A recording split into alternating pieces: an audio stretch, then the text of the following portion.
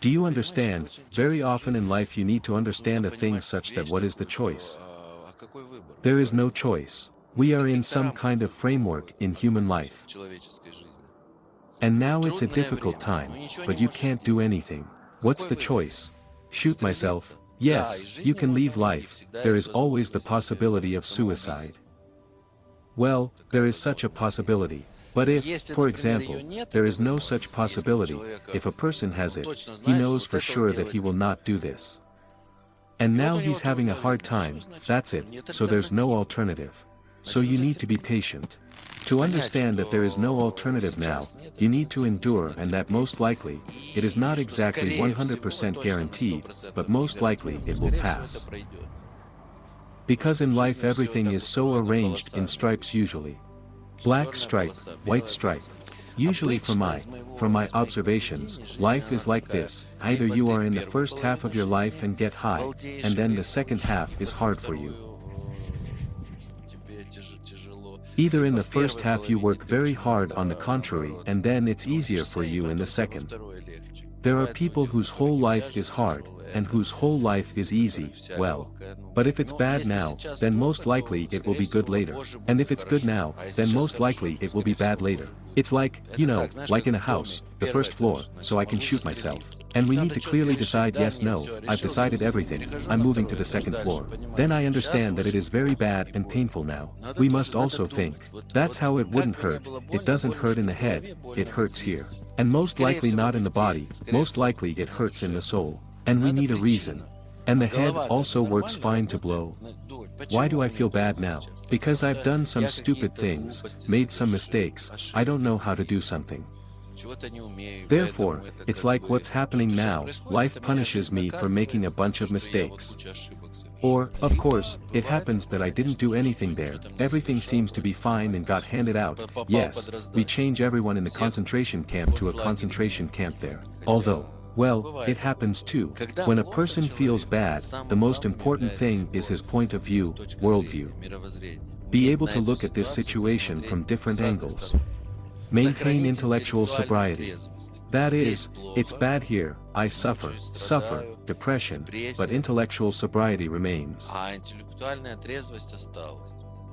But intellectual sobriety can be in a person who sharpened a saw conditionally for many years before he got into these difficulties. If he sharpened a saw for 20 or 30 years, in the sense of practicing his worldview, then in this difficult situation he may be able to look at this situation from a different angle. And if he was not engaged in his worldview, and getting into a difficult situation, it's hard on his soul, and his brains also turn off altogether. The brain starts to panic. The main thing is that the computer does not start to panic. That is, you feel bad, but the computer should not panic. But he won't panic if you've been developing him for many years, studied with a different worldview, points of view. The better your computer, brain, and worldview are generally developed, the less you panic. In general, this whole condition is difficult in the soul, its hormones. These are stress hormones. And that's why you feel so bad inside yourself, hard, unpleasant, depressed, because you have certain hormones in your body. But these hormones are produced by the brain. That is, information passed through the brain, and the brain gave the command to develop these hormones. But if the brain had looked at this situation differently, it would have given the command and other hormones would have been produced.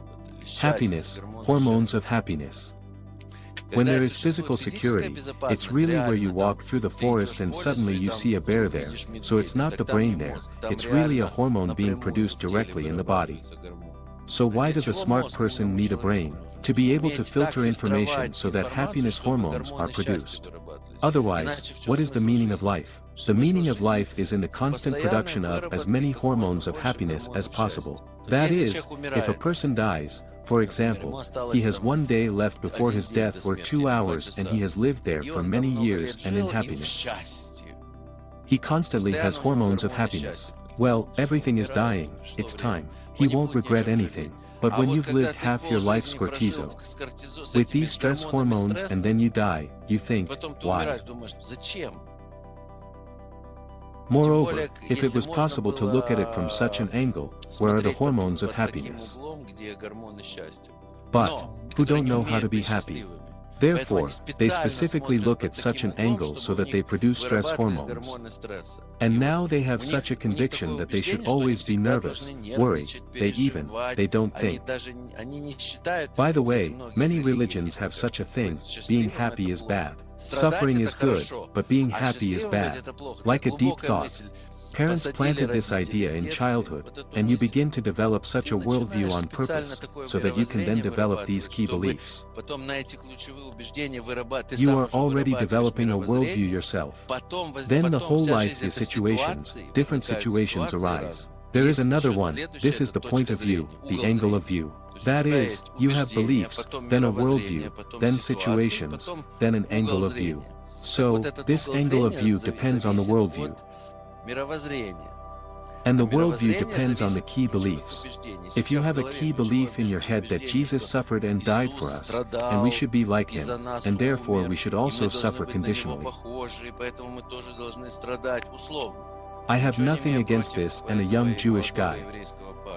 Do you have such a belief, you will start going through life, you will read books on purpose, only to collect thoughts in a basket from these books that do not contradict the key belief that the main thing is happiness or suffering, for example.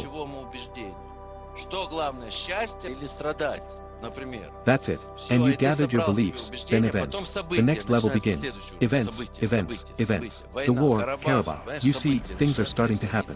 Revolutions, events. The wife left, the wife came, and so on. And the next level has gone. This is the interpretation of events. The main thing is the fourth, like us. The interpretation of events is the angle from which we look at this event.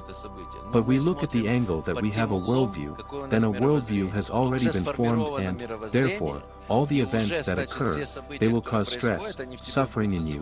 What you think deep down is such an image, the right life in suffering, normal, as everyone suffered, everyone was financial slaves and I will be financial.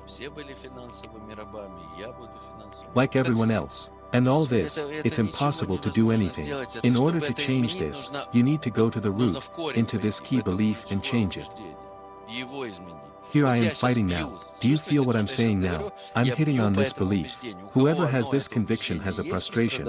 I am deliberately teasing Jesus there. This is to knock you out from under your feet. There is such a principle that in order to change something in a person, it is necessary and may even sometimes ridicule. I have a conviction that life is in order to be happy as much as possible every second. Then I collect such a worldview, then situations occur, and I begin to include my worldview so that there are situations with two types. All the situations that happen to us are pleasant and unpleasant. When the situation is pleasant, oh, everything is fine, happiness, here the situation is happy. And when they are unpleasant, you need to quickly fix this situation with your worldview, but interpret the situation so that not stress hormones are developed, but hormones of happiness, even if it is unpleasant. This is called a master. For me, a master is someone who can control his hormones.